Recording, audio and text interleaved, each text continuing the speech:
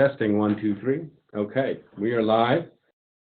This is a meeting of the Freeport Withdrawal Committee on Thursday, April 3rd. It's about 6:30 p.m. In attendance, we have Kate Werner, Rich de Grand Prix, Peter Murray, and Dennis King is going to be here a little later. The first agenda item is to entertain a motion to waive the reading of the minutes and accept them as written for the March 27th meeting. And we have the minutes here, and they have a motion to waive the reading and accept them as written. So moved. Seconded. Okay, any discussion on that? Did you get a chance to read them? Yes, I did. Okay. All right, all in favor? Mm-hmm. Aye. Aye. None opposed? Motion passes. So next order of business is brief discussion summary of what our meeting last night was about and how it went. And I think the brief summary is each party gave an update on activities that they had been engaged in since the prior time we had come together, and been focused on drafting drafts that we've been putting in front of them, and doing research with the data that we've gotten and getting comfortable with that, and particularly around getting about projecting the enrollments that will happen as a result of grandfathering. And as a result of that discussion, we were prepared to discuss more on that topic when we did later on that evening. And the RSU5 working group, in turn, have been meeting with other school districts, and I believe they mentioned that they met with Lisbon and Yarmouth and was it Greeley? Brunswick. Had a second meeting with Brunswick, that was it. And they had their second meeting with Brunswick. And that they were beginning to get feedback and get firmer ideas of what kind of arrangements might be available there for high school in particular, but also middle school administrative duties for RSU5, remaining RSU5. After those updates, we then discussed enrollment commitments, and we were able to present a proposal whereby Freeport standalone district would grandfather RSU 5 kids that were in Freeport buildings as of the year after withdrawal through their high school education. So middle schoolers and high schoolers that were in Freeport Middle School or Freeport High School as of the year after the withdrawal would be offered the ability to stay to tuition in their high school career. That was met with some enthusiasm. You mean the high five? The high five, yeah, we got the high five in there, and then after that, we discussed the possibility of additional commitments beyond the grandfathering, and we talked about the ability for the Freeport standalone district to take the RSU5 middle school kids from Pownell who don't currently have capacity in the Durham middle school into the Freeport Middle School, and we could talk about that going forward.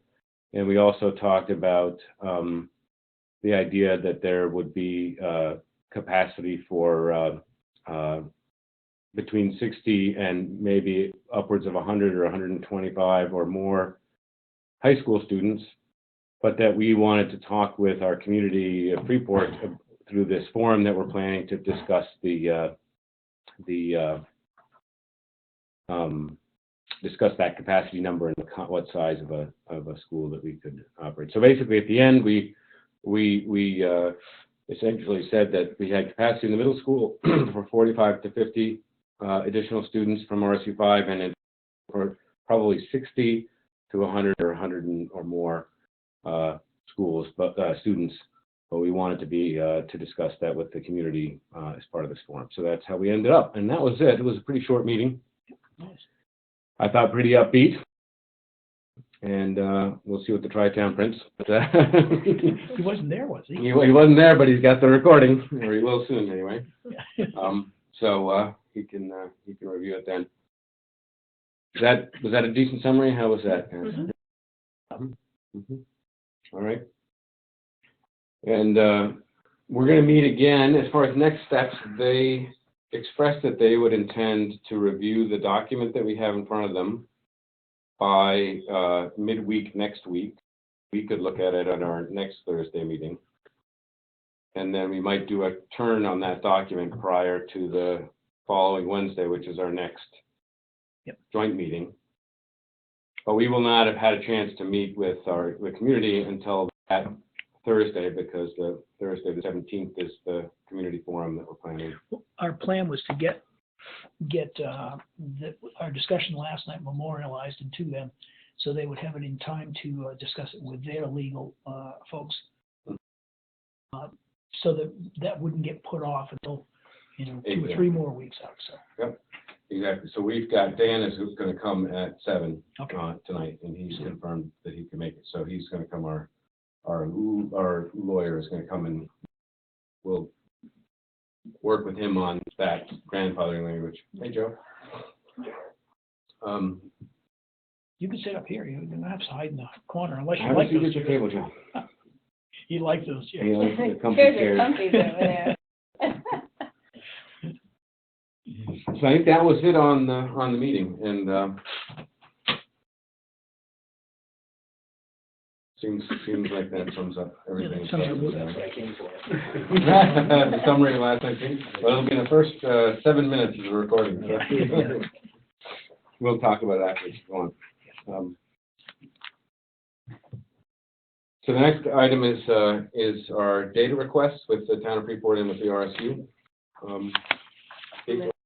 Update. We got another packet of information on Monday, and that relates in part to the exhibits. So we'll be putting that together and making sure that that's ready to go with regard to the withdrawal agreement. And there is some follow-up with Dennis Willett.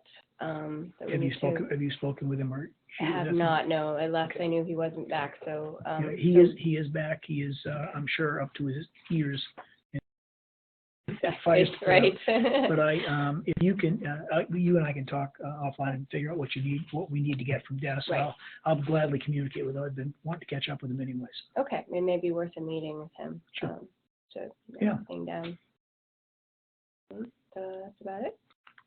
Is there anything substantive on the list that we need for exhibits, particularly that we don't have yet? I think there's probably some information from Dennis that we're going to need for the exhibits. And we better understanding of some of the transportation issues probably. And some of the exhibits are related to how the agreement goes down. So which buses go where is something that we won't have until later. Anyway, but certainly. But do we have an enumeration of all the buses, when they were purchased, and what they would cost, and what their lifetime, all that stuff? As much as it can be determined at this point, yeah. So one thing I noticed is that the document that they gave us for capital expenditures over the 5 years of RSU didn't have a estimated lifetime of each of those expenses. So we'll need to get that at some point so that we can understand the depreciation of those investments over the 5 years that we've been together. Right. Some were repairs and have shorter life. Some were complete projects and have longer life. Yeah. And I think we discussed before that Dennis might be helpful on that. Yeah. As well as the 20-year. Yeah. Plan. Did we get a copy of their 20-year? Yes. Okay. Yeah. That's available online. So. One other question was good. Have you, at some point, I ought to probably take a look at what you have from the previous Freeport school budgets, and if what Abby has more detail in that, we can make copies of all that, so we've got it. Do we have anything from them from prior to consolidation? I don't think so. Not specifically to the budget. Okay. Documentation that we'd asked for. I don't think we've gotten that yet. So I'd like to ping again on that and see what whether we can shake some of that stuff free, because it would be pretty useful to see what the Freeport standalone budget looked like for the 3 years prior to consolidation. And the real question is who's responsible for keeping that record, because the town of Freeport actually didn't ever have it. we had Right. some level of detail, but not all the detail. Exactly. And the, what became the RSU was the Freeport, office. So I can't believe they took it out in the barrel in front yard and burned it. So it's got to be archived. So I know there is right a now. destruction plan in place, it's my understanding, but I think there's a trailer somewhere with that information. There has to be some time frame, whether it's 5 or 8 or 10 years. I Yeah, mean, 5 we were years or talking so, about yeah. our legal obligations going forward. do 5 come years apart. back, yeah. But So if you burn all the documents after 5 years, well, then we know the limit of our liability is only 5 years. Have a nice day. So, but my point is the records are somewhere. right. Okay. Yeah, they're somewhere, so we should go find them. Okay. So we'll nail that down a little bit. We don't necessarily need that for today or tomorrow or even for the exhibits, but as we start to construct some sort of a look at what a Freeport alone district need that information to help us build forward. So I think it'd be great as well to get records of enrollments historically as well, just so we can understand what do we used to run with and what was that like, and That's available on the those DOE. actual Whatever ones, was so- oh, yeah. reported out Okay, in good. October and April is Good. available. So, and how far back does that go? I found information back to 1999, so. it's longer than that because our being here, there's ghosts in this place. Yeah. Well, there may be more available at the DOE, it's just that's what's online. That's what you can I get. don't know when they started reporting. Okay. Great. Anything else on data? I think that's it. Is there anything that we might want to compile or have available for reference for the visioning meeting? And did they come up with anything that, that, Not yet. okay. But I think talking about things like athletic class, class size, class. Was B or C. It might be useful, the enrollments, rolling forward, the grandfathering, some of that information, useful, the past enrollments that we just talked about, I think might be interesting to have on hand. Thanks. We were firmly entrenched in Class C for many years, and we had some success. We actually had some good success at times, and our success was rooted in commitments to, to starting kids playing basketball when they're 7 or 8 years old. Right. Not with how big the school was. Right. Exactly. Yeah. And a lot of the communities around here, basketball was important. They had a lot of parents who basketball in their respective high schools, and as a result, started coaching kids early, so they built skills. And by the time they arrived in the basketball court as a freshman, they were playing pretty good basketball. Right. Right. I know American League is known for cross country and skiing and 40 kids in the high school. Right. So yeah. So sometimes if you it's about focus, focus. yeah, right. Yeah. Rich, have you had a chance to look at the data that Abby has? I reviewed it briefly. I didn't take it apart by year or anything like that. It's similar to the information that's in the these proposed budgets, like the RSU hands out. That's about the level of detail that's there. I don't know if there's any Is more. it as much detail as that? Wow. Yeah. That's a lot of detail. Because Yes, it you see that? Yeah, I did. There is, I don't think it's this level. This level of detail is a result of probably Gatsby New reporting 40, requirements, yeah. 45 or 54, whatever, because they made you break things out differently. And that made, I will, Thursday now, so unless I break into our office, I know where the file is. It's just, Well, we could, Nick, nothing has to happen immediately, but I think one of the things we should probably do is I will figure out what we have there, just kind of make a list. Okay. Inventory, that's the word I'm looking for. Inventory that, what data we have from the town and see how detailed it is and whether it's sufficient to dig into archives with the RSU. Let me do that first of the week. I will. What I may do is make a copy of, if you got a full year of data, make a copy of that, so we'll have that, and then we'll know whether that's a higher enough level of detail. That's great. Okay. Next meeting. Next meeting. Thanks, Rich. That's great. Anything else on data, guys? Nothing that comes to mind. Okay. So just to summarize, folks on the listening to the recording, if they wanted this one data piece that we did was to try to understand the capacity in the high school for offering the grandfathering. I just wanted to explain how we did that, because we had different numbers from different sources, projections of what the enrollments would be like, and some of them actually looked like the enrollments at the high school would get pretty large if we just grandfathered the kids who were in the building the year after withdrawal throughout the rest of their career. And so we wanted to really understand that. So what we did is, rather than use anybody's prognostications or crystal balls, we took a look at the kids that we could see in the district to date, which we have almost perfect knowledge of, right, as of October. We're going to count them again here. We're going to count them again in April, validate the numbers then.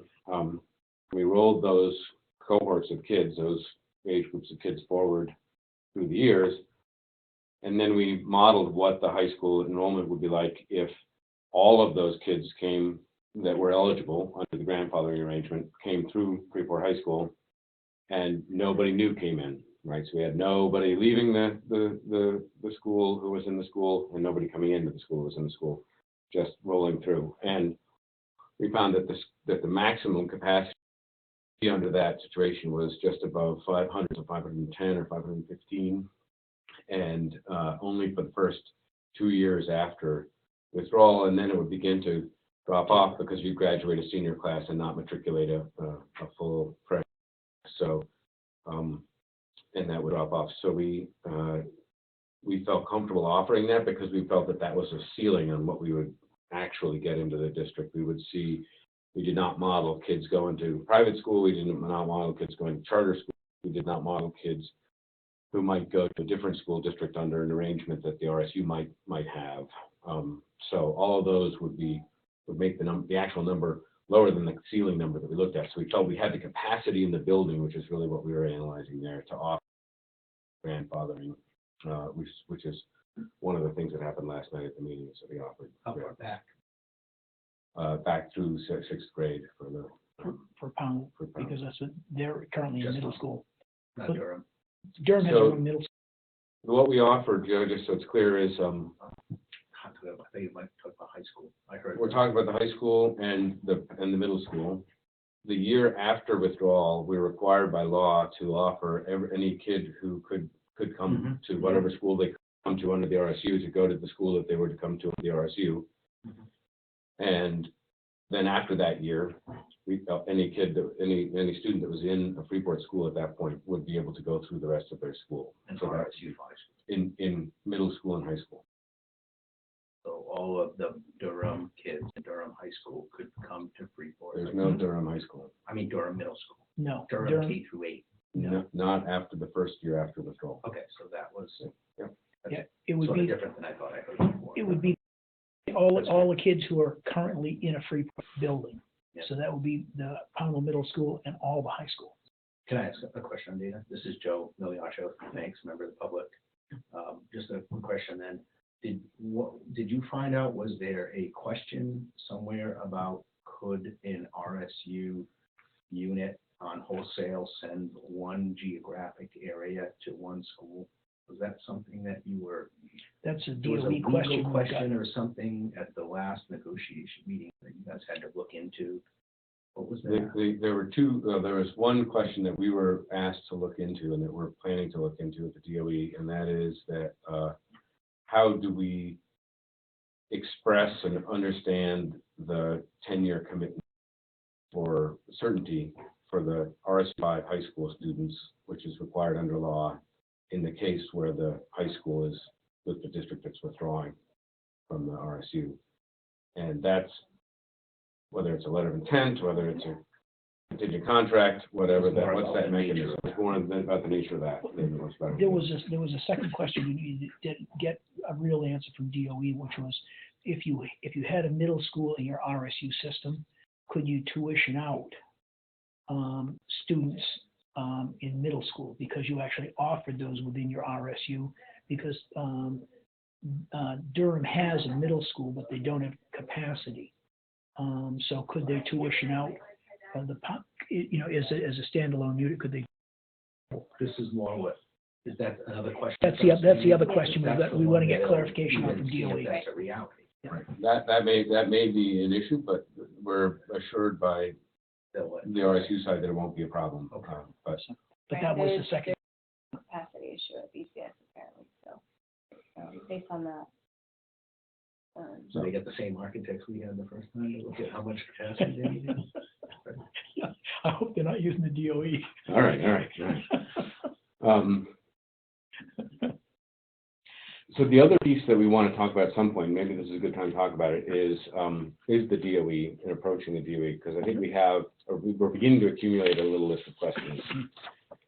And what we didn't want to do is kind of pepper them with questions, but the three I can think of are those two we just described, and then the third being we'd like to see them run our state subsidy numbers as a standalone town, and what would that look like? And my proposal, ask them to do that for this year, that their current budget cycle, as if we were standalone this year, what would we have been expecting from a subsidy standpoint? And then we can look at that in the context of the costing and so forth, and use it to kind of model our budget. So those are the three questions I know we've got, and then there's probably a bunch of process-oriented questions about how we're going to interact with them when we have a draft, and how fast they can turn it around, and how we can smooth that out, and so forth. But I thought if we started thinking about what those questions would be, and maybe target putting together a letter to them, maybe we could prior to our next meeting and then send it a week from tomorrow. Okay. Go over it at the next meeting. Okay. And we'll ask Dan if he wants us to ask anything in there as well. Sure. I think if the request comes from us, I mean, that's who it really has come from. It'll be from us, but whether there's some legal Yep. something that he needs to get insight into or whatever that we want to add. Okay. So we'll make the request, and maybe one of their people to come to one of our meetings and have a discussion with us about the various issues and questions and so forth. Or maybe it's concise enough that they can just give us a written response. So. I think at some point, as we get a little bit farther along with our iterations of this contract or whatever we want, whatever it really is, a withdrawal agreement, we might ask if they, get a kind of a preliminary review and see if there's any great big red flags. So, because while we're still working on this and actively working, even if we a bunch of stuff, that's still kind of in flux. If this is an issue and this is an issue, should make sure you address those. I mean, it might be helpful going forward. We should talk to Dan and ask if that's recommended. Yeah. Have a meeting with them. Yeah, just have a meeting with them to review. We could have them at one of our joint sessions. I think.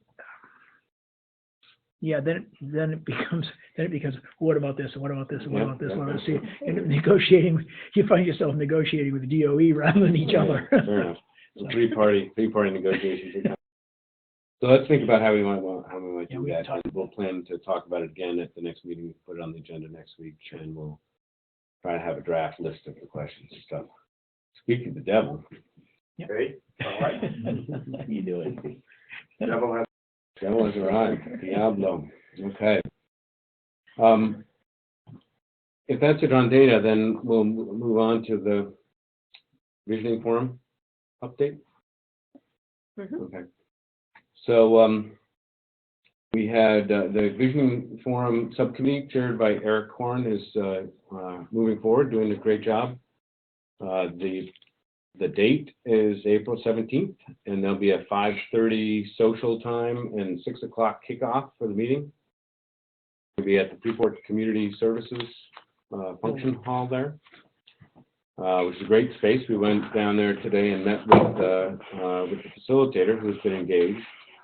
His name is Pam Plum. She's from Portland. She's a former mayor of Portland, and she's been doing facilitation for a long time. And hold on one second. I'm just going to take this call from Dennis. Dennis, I'm good, thanks. How are you? Yeah, we're going, and we're going to do a quick meeting with Dan. He's here, and so if you want to come, that'd be great. Perfect. We'll see you. Okay. Bye bye. So Pam, You meeting? no, I didn't actually. I thought about meeting and I didn't. We're still live, so that whole call was live. So Pam, yeah, she's a great facilitator. She's a great meeting organizer. She actually has a book called Meetings about how to run great meetings, and she's this is kind of her forte, and she really enjoys facilitating community discussions and municipal strategy kind of dialogues like this. So she's going to be involved.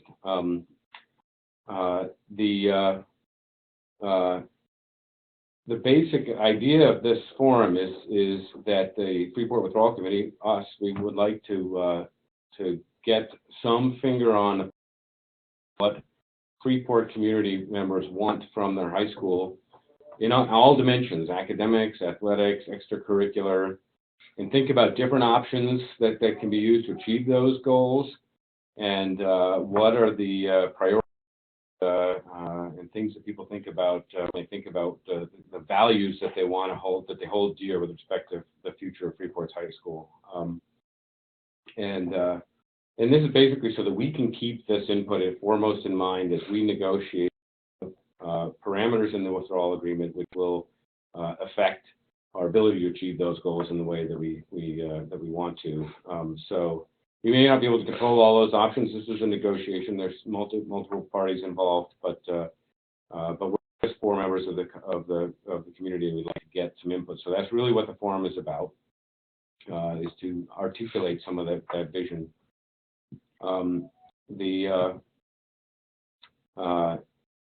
As I said, so Pam is going to, and there will be, it'll kick off with a brief introduction from one of us and a backgrounder of kind of what the status is, what the process is, just the facts, where we are and what's going on with respect to withdrawal, set kind of the frame for the evening.